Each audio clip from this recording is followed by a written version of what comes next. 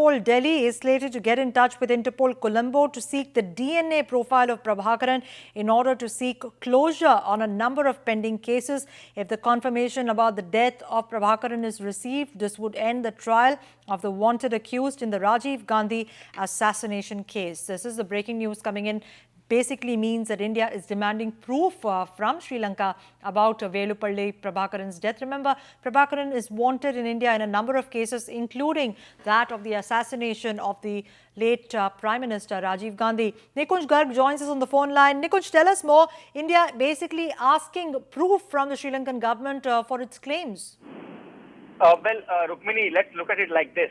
It's a legal requirement that the Central Bureau of Investigation, which is the primary investigative agency in the Rajiv Gandhi assassination case, needs for legal purposes and consumption of legal courts in India. Because unless and until the Central Bureau of Investigation can file those DNA profiles, which the Sri Lankan government claims to have now with them. Obviously, the DNA reports will come in a day or two, but they since have the body and they only are in a position to supply. Till the time, the courts cannot be convinced that Prabhakaran and Potu Aman, two of the chief conspirators in Rajiv Gandhi murder case, are actually dead, and so the case can now be closed as other accused have been duly punished by a process of law. So that is why the Interpol Delhi, which is one arm of Central Bureau of Investigation, will surely very shortly get in touch with Interpol Colombo, seeking those DNA profiles and an adjoining report and the photographs of the dead bodies of Potu Aman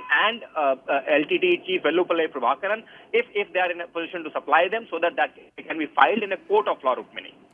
Right. So essentially, Nikunj, this means that there will be closure to the pending cases against Prabhakaran in India. He was, of course, one of the most wanted men, wanted for the assassination of Rajiv Gandhi. But essentially, it means that the country can't just simply take somebody's word for it. And they do want proof that this terrorist is actually dead, this person who India regards as a terrorist.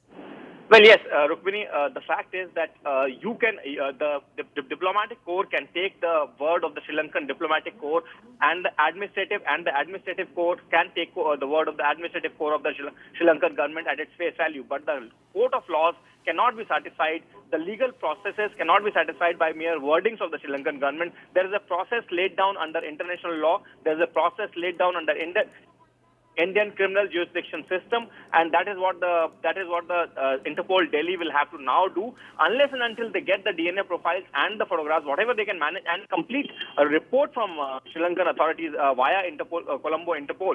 Till the time, the courts will certainly not be satisfied. The cases will drag on, and that is why it's a mandatory legal requirement for the Central Bureau of Investigation to finish before they file a closure report in the case, Rukmini.